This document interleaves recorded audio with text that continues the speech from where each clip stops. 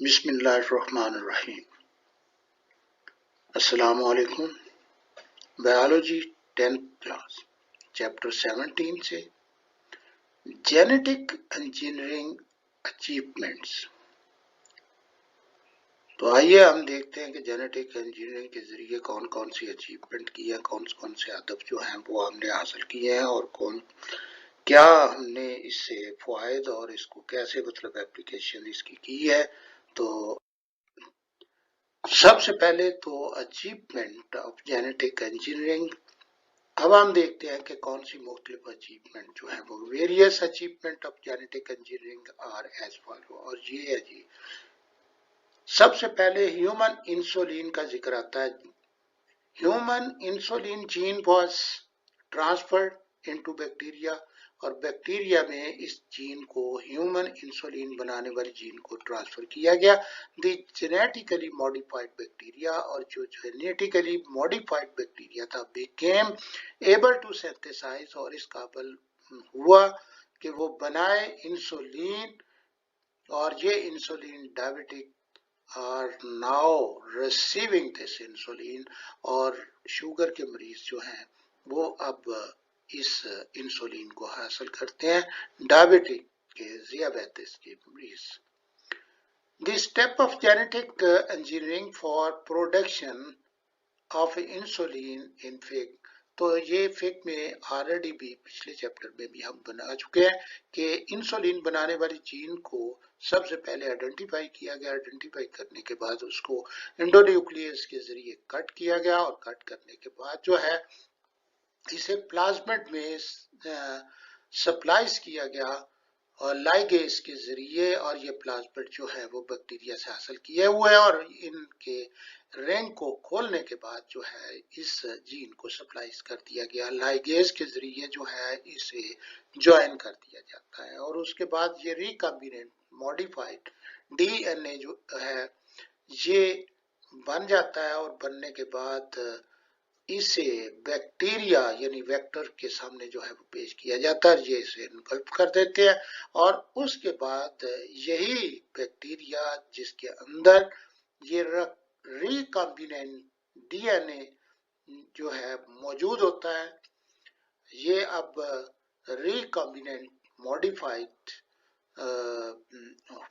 Organism है, GMO है।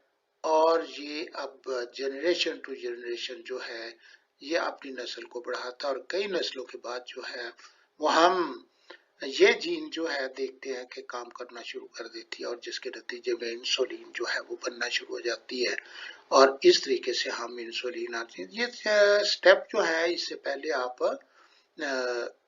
इसमें पहले लेक्चर में देख चुके हैं। बहरहाल अभी आपने सिर्फ ये बात देखनी है कि ह्यूमन इंसुलिन जो है वो तैयार की जाती है, और डायबिटिक मरीज जो है वो इसको इस्तेमाल करते हैं।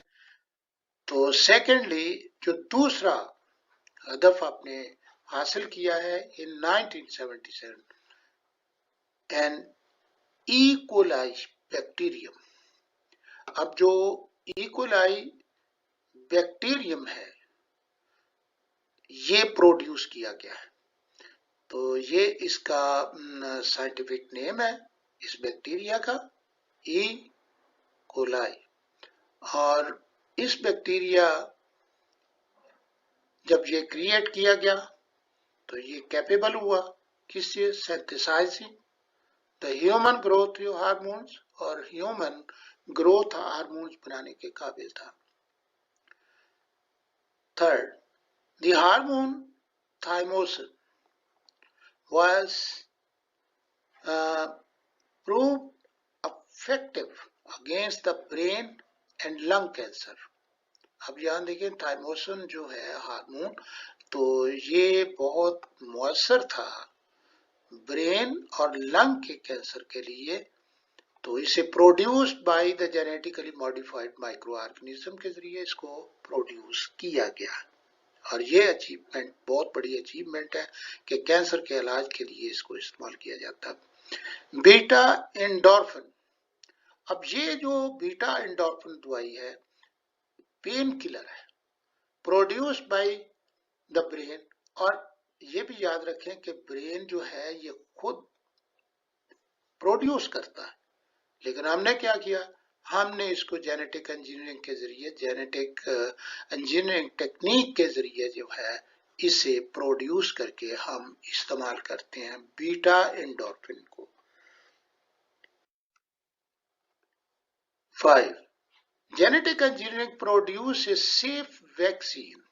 अब जेनेटिक इंजीनियरिंग के जरिए हम एक सेफ वैक्सीन जो है वो तैयार करते हैं against the foot and mouth disease. यहाँ पे ये बात याद रखते हैं, फुट एंड माउथ डिजीज जो है ये कैटल्स में होती है, इसे मुंह खुर की बीमारी कहते हैं। और मुंह जो ये जो चारा खाना जो है जानवर ये छोड़ देते हैं और इनके पाँव के दरमियान से वो भी गलना शुरू हो जाते हैं और मुंह के अंदर भी दाने मौजूद होते हैं और जिसकी वजह से ये खाना पीना छोड़ देते हैं और ये ऐसी बीमारी है जिससे ये जानवर जो है हलाक भी हो जाते हैं। तो ये वायरल डिजीज है in cattle, goats and deer. Similarly, the many vaccines have been produced against the human disease such as the hepatitis B और hepatitis B की वैक्सीन जो है वो अब तक तैयार की गई है और इस जो इंसानों में ये डिजीज जो है मौजूद होती है। यहाँ इस बात से खबरदार किया गया है बिफोर जेनेटिक इंजीनियरिंग, जब आप जेनेटिक इंजीनियरिंग जो है यानी नहीं होती थी तो आपको इंसुलिन की जरूरत होती थी या ग्रोथ ह्यूमन ग्रोथ हार्मोन जो है वो उसकी जरूरत है। उसके बारे में उसने लिखा है कि ह्यूमन ग्रोथ हार्मोन जो है हम 5 लाख शीप ब्रेन से हम 5 मिलीग्राम ह्यूमन ग्रोथ हार्मोन हासिल कर सकते थे। तो ये एक एस्टिमेशन जो है वो उसने दिया है कि जेनेटिक इंजीनियर, अब तो हम बहुत बड़ी मिकदार में इसको प्रिपेयर कर रहे हैं जेनेटिक इंजीनियरिंग के जरिए, लेकिन ये एक एस्टिमेशन जो है जेनेटिक इंजीनियरिंग अगर ना होती तो ह्यूमन ग्रोथ हार्मोन जो है वो 5 mg जो है वो 5 लाख पेड़ों से हासिल हो सकता था। तो अब यहाँ पे छठे नंबर पर इंटरफेरोन। इंटरफेरोन जो है ये बहुत अहम प्रोटीन है और एंटीवायरल प्रोटीन, और ये एंटीवायरल प्रोटीन है प्रोड्यूस्ड बाय द सेल्स, और ये सेल्स खुद प्रोड्यूस करते हैं infected by with the viruses. जब वायरस की कोई भी इंफेक्शन होती है तो हमारे जिस्म के अंदर जो सेल्स है, व्हाइट ब्लड सेल्स, खास तौर पर ये व्हाइट ब्लड सेल्स जो है ये प्रोड्यूस करते हैं प्रोटीन को, और जिससे ये वायरस जो है इसको खत्म कर देती है इंटरफेरोन। और ये भी याद रखने कि आजकल कोरोना वायरस है, कोरोना वायरस में जब बुखार हो जाता है तो इंटरफेरोन प्रोड्यूस होती है।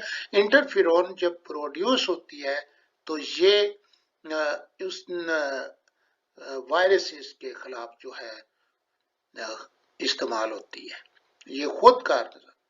लेकिन इन 1980 में इंटरफेरोन वाज प्रोड्यूस, इंटरफेरोन को प्रोड्यूस किया गया in genetically modified micro organism, genetically modified organism के जरिए फॉर द फर्स्ट टाइम, पहली दफा।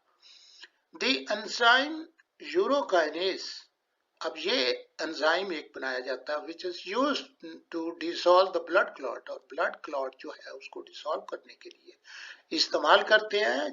ये ब्लड के अंदर अगर क्लॉट आ जाए तो इस सूरत में जाहिर है कि हार्ट अटैक हो जाता है और इसकी पॉसिबिलिटी होती है, और अगर ये ब्लड क्लॉट जो है मौजूद हो तो यूरोकाइनेसिस देने से ये ब्लड क्लॉट खत्म हो जाता है। Produced by genetically modified micro organism, और जेनेटिकली मॉडिफाइड माइक्रो ऑर्गेनिज्म के जरिए हम यूरोकाइनेस प्रोड्यूस करते हैं।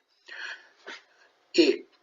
Now it has become possible to modify the genes in the human egg cells, और ये बहुत बड़ी एडवांटेज है कि हम ह्यूमन एग सेल जो है उसको मॉडिफाइड कर सकते हैं और जीन को इसी जेनेटिक इंजीनियरिंग, और this can lead to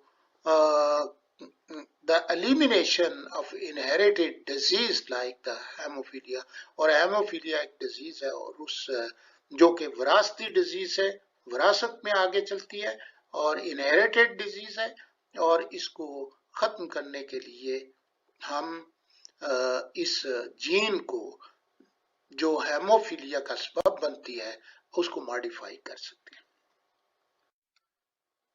9. The genetic engineering technique can also be used to cure the blood disease. और blood disease जो है वो भी वो disease जो inherited disease होती है, जैसे थैलेसीमिया है, sickle cell anemia, which result from the defect in single genes.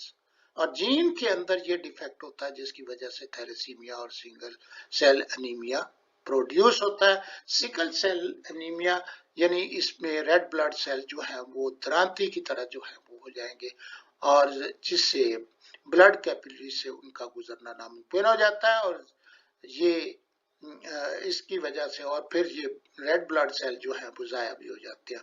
और इसी तरह थैलेसीमिया है जिसके अंदर ब्लड जो है ये खून के बहने की बीमारी जो है कहते हैं, और which result from the defect in the single gene, और एक जीन के डिफेक्ट की वजह से normal genes could be transfer, और उसमें नॉर्मल जीन जो है वो ट्रांसफर कर दें इनटू द बोन मैरो, और बोन मैरो में नॉर्मल जीन को दाखिल कर दिया जाता है। Genetic engineers have developed the plant. अब जेनेटिक इंजीनियर्स जो हैं उन्होंने प्लांट्स की डेवलपमेंट की है, ऐसे प्लांट बनाए हैं that can fix nitrogen directly from the atmosphere, यानी वो नाइट्रोजन फिक्सेशन, नाइट्रोजन आपको मालूम है कि हवा में 78% है, लेकिन पौधे इसको ले नहीं सकते और ना ही कोई और जानदार ले सकता है जब तक उस को तब्दील न किया जाए किसी ऐसे केमिकल में जो पौधे जो हैं उसे जड़ों के जरिए हासिल कर सकते हैं।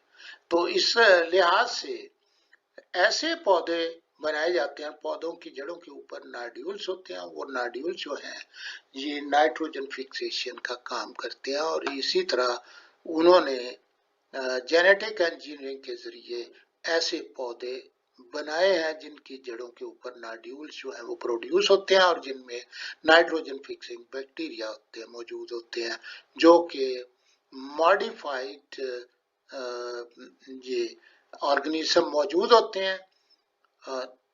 Such plants needs less fertilizer, और इनको फर्टिलाइजर की कम जरूरत पड़ती है। Thank you very much.